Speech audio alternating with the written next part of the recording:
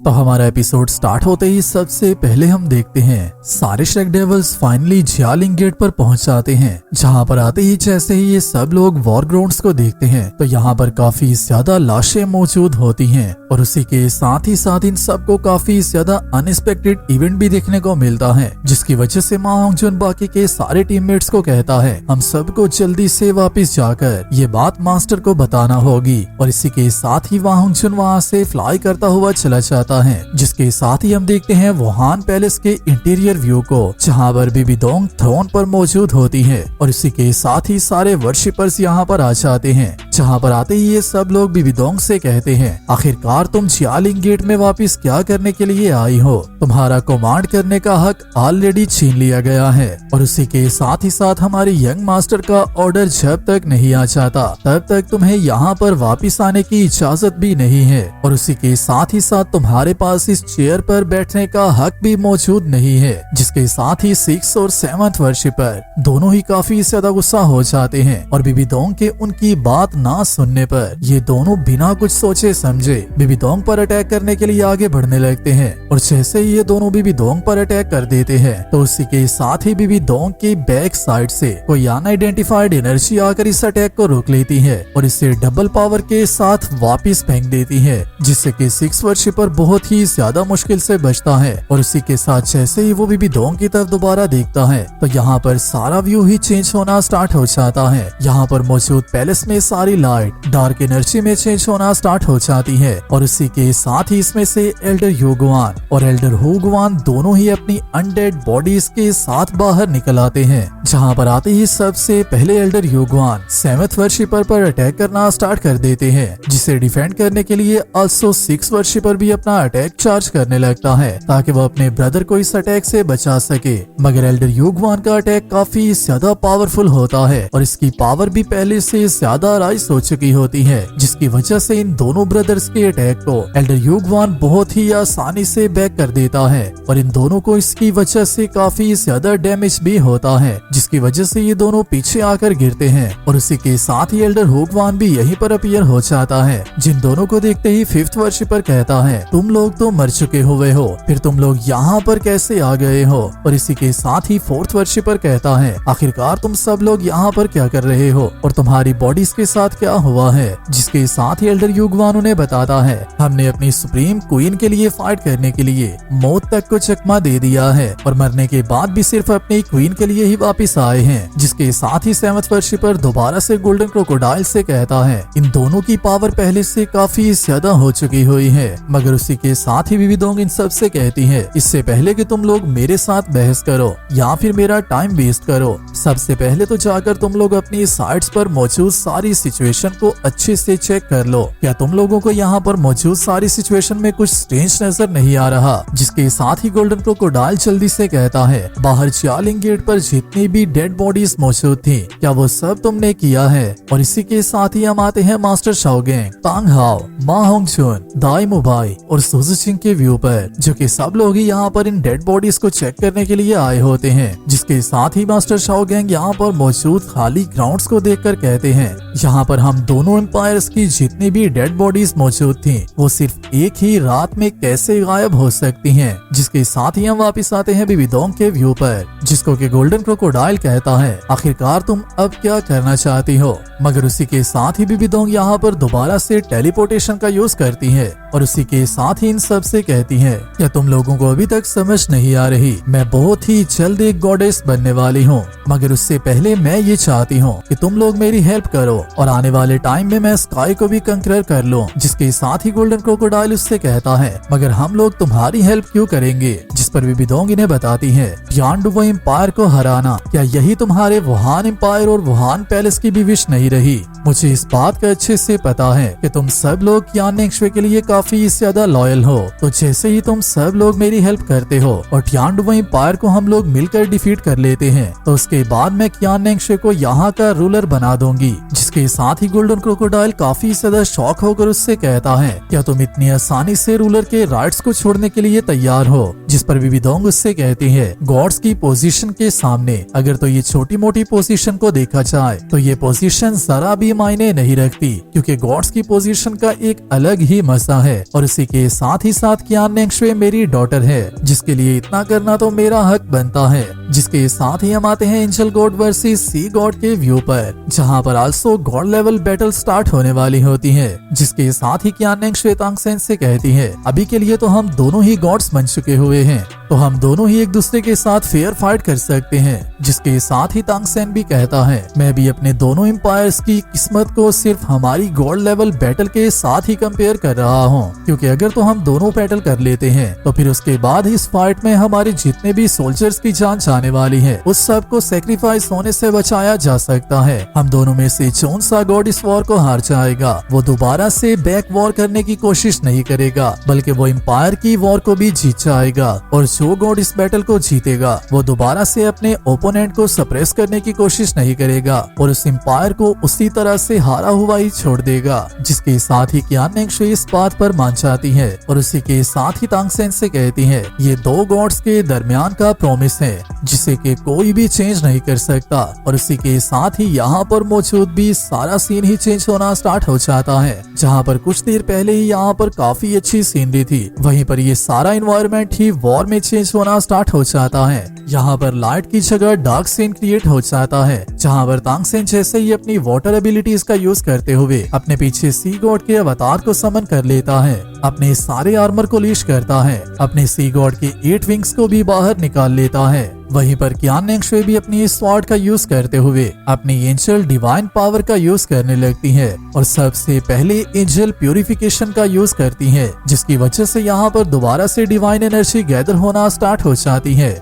जिसका यूज करते हुए क्यान नेंगशुई तांगसेन पर अटैक कर देती है। और इस अटैक को डिफेंड करने के लिए तांगसेन अपने गोल्डन 13 मूव्स के 10th मूव सी सन का यूज करता है, जिसके बारे में मैंने आप सबको काफी ज्यादा देर पहले ही बता दिया था, जो कि मैंने तांगसेन की सी गॉड की एबिलिटीज की वीडियो में बताया था। तो जैसे ही क्यान नेंगशुई तांगसेन को अपने 13 मूव्स की 10th फॉर्म को यूज करता देखती है, तो उसी के साथ ही क्यान नेंगशुई अपनी god level technique angels brilliance का यूज करने लगती है, जो कि काफी ज्यादा पावरफुल टेक्निक लग रही होती है, क्योंकि इस टेक्निक में क्यान नेंगशुई काफी ज्यादा एंजल्स को समन कर लेती है, जिन सब की स्वॉर्ड्स लाइट में इन्वेल्व होती हैं, और इन सब का यूज करते हुए क्यान नेंगशुई तांगसेन पर अटैक करने लगती है। वहीं पर तांगसेन की सी सन की टेक्निक में से पानी का बना हुआ एक बड़ा सा ड्रैगन बाहर आ जाता है, जिसको कि जैसे ही क्यान नेंगशुई बीट करती है तो उसी के साथ ही ये सारा वाटर एक बड़ी सी सुनामी की शेप लेने लगता है, जिसे देखते ही क्यान नेंगशुई दोबारा से गॉड स्किल सन सेक्रेट स्वॉर्ड का यूज करने लगती है, जिसकी वजह से यहाँ पर एक इल्यूजनरी एंजल अपीयर हो जाती है, जिसे कि हम लोग गॉड की सोल प्रोटेक्टिव बॉडी भी कह सकते हैं। और इसी स्वॉर्ड का यूज करते हुए एंजल गॉड दोबारा से ओशियन पर अटैक कर देती है और उसे सेंटर से क्रश करने की कोशिश करती है, मगर जबकि वाटर को क्रश भी नहीं किया जा सकता, इसे खत्म भी नहीं किया जा सकता, तो तांगसेन का वाटर दोबारा से एंजल गॉड पर बैकलैश कर जाता है और उसी को डैमेज देने लगता है। जिसके साथ ही हम वापिस आते हैं वुहान एम्पायर के व्यू पर, जहाँ पर 4th वर्शिपर दोबारा से विविधोंग से कहता है, जियालिंग गेट की बैटल की सिचुएशन अभी के लिए किसी को भी समझ नहीं आ रही। दोनों साइड के एम्पायर को ही काफी ज्यादा हैवी लॉस हुआ है। अगर तो हम लोगों ने इसी तरह से ठियांडो एम्पायर पर अटैक कर दिया तो मुझे इस बात का डर है कि हम लोग दोबारा से हार जाएंगे। मगर उसी के साथ ही विविधोंग इन सब से कहती है, तुम सबको सिर्फ अपने सोल्जर्स को रेडी रखना होगा, क्योंकि जैसे ही तुम लोग ऐसा कर लेते हो तो वॉर के दौरान मैं तुम सबको एक इनविजिबल आर्मी का यूज करते हुए हेल्प करने वाली हूँ, जिसके थ्रू तुम लोग अभी की वॉर नहीं हारोगे। और इसी के साथ ही विविधोंग दोबारा से इन सारे वर्शिपर्स को बाहर ले आती है और बाहर लाते ही इन सबको अपनी रियल पावर शो करवाती है, जहाँ पर दोबारा से वही क्रीसेंट मून का निशान यहाँ पर आ जाता है, जिसमें से काफी ज्यादा साउल्स बाहर निकलने लगती हैं और ये सारी ही डार्क साउल्स होती हैं। जिसके साथ ही 6 वर्शिपर कहता है, क्या तुम इन सब का यूज करते हुए वॉर के दौरान अनडेड आर्मी को क्रिएट करने वाली हो? जिस पर विविधोंग उन सब को हाँ कर देती है और उसी के साथ ही उनसे कहती है, अगर तो तुम सब लोगों को अभी भी मेरे ऊपर डाउट है तो फिर मैं तुम सबको एक ऐसी बात बताती हूँ जिसके बाद तुम लोग कभी भी मेरी बात को रिफ्यूज नहीं करोगे। जैसे ही मैं गॉडेस बन जाऊंगी तो उसके बाद अगर मैं चाहूँ तो मैं कियान डोलियो को भी वापस ला सकती हूँ। जिसके साथ ही हम देखते हैं मास्टर शाओगेंग को, जिन्होंने के ऑलरेडी बुक्स के थ्रू ये जान लिया होता है कि बीबी दोंग क्या कर रही है। और उसी के साथ ही मास्टर शाओगेंग कहते हैं बीबी दोंग सच में पागल हो चुकी हुई है। जिसके साथ ही हम बुक पर एक मार्क को देखते हैं जो कि एक फॉर्मेशन का मार्क होता है और इसी फॉर्मेशन के मार्क को हम लोग बैटल फील्ड पर भी देखते हैं जो कि जियालिंग गेट पर वुहान एम्पायर की आर्मी और टियानडुओ एम्पायर दोनों की आर्मी के दरमियान मौजूद वॉर ग्राउंड पर बना होता है। जिसके साथ ही एल्डर वेनम कहते हैं वॉर ग्राउंड पर एक अंडरग्राउंड मार्क अपीयर हो चुका हुआ है जो कि पर्पल लाइट को इमेंट कर रहा है और ये सारा मार्क ही राउंड शेप में है जिसने के पूरे जियालिंग गेट को कवर किया हुआ है। मुझे ऐसा लगता है कि शायद से सोल्जर्स ने एक साथ मिलकर इसे काफी ज्यादा बड़ी फॉर्मेशन को जियालिंग गेट पर बनाया हुआ है,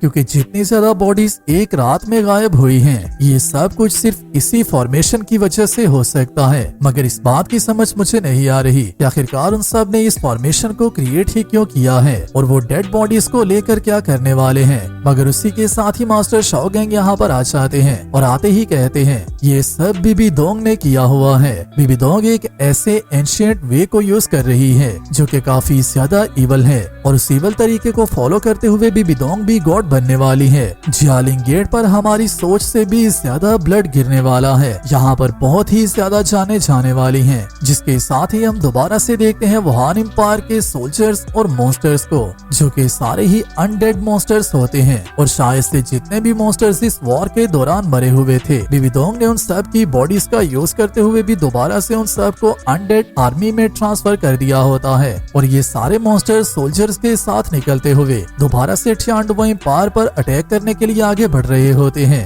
और इनके सामने ही टियानडुओ एम्पायर आर्मी के सारे सोल्जर्स भी फाइट के लिए तैयार होते हैं और ये सब भी अपनी फॉर्मेशंस को बनाकर खड़े हो चुके होते हैं, जहां पर इन सब को लीड करने में फ्रंट लाइंस पर सारे श्रेक डेविल्स भी मौजूद होते हैं और अपने सारे फ्रेंड्स की पावर को बूस्ट करने के लिए रोंग रोंग भी इन सब के पीछे मौजूद होती है। जिसके साथ ही अपने वुहान एम्पायर के सोल्जर्स की स्पिरिट्स को हाई करने के लिए बीबी दोंग दोबारा से इन सब को कहती है वुहान एम्पायर के सब लोग मेरी प्रोटेक्शन के अंदर, तुम सब लोग शार्प स्वॉर्ड्स में चेंज होने वाले हो। मैं तुम सब के फेथ्स को आर्मर्स में कन्वर्ट कर दूंगी, तुम्हारी साउल को कभी भी डिम नहीं होने दूंगी बल्कि तुम्हारी साउल हमेशा ही जिंदा रहेगी, तुम्हारी फाइटिंग स्पिरिट कभी भी खत्म नहीं हो पाएगी। और इसी के साथ ही बीबी दोंग अपने सारे सोल्जर्स को अटैक करने का ऑर्डर कर देती है, जिसके साथ ही वुहान एम्पायर के सारे सोल्जर्स अटैक करने के लिए तैयार हो जाते हैं और यहाँ पर बीबी दोंग अपने सोल्जर्स को टियानडुओ एम्पायर के सोल्जर्स पर अटैक करने के साथ साथ उन सब से ये भी कह रही होती है कि हम लोग अपनी इवल एनिमी को किल करने वाले हैं और अपने ब्यूटीफुल होमलैंड को बचाने वाले हैं। मगर इस होमलैंड की जितनी भी हालत है वो किसने ऐसी की है इसके बारे में हम सबको अच्छे से पता है, क्योंकि अगर तो बीबी दोंग वुहान एम्पायर को क्रिएट ना करती और उसी के साथ ही साथ टियानडुओ एम्पायर के किंगडम्स पर अटैक ना करती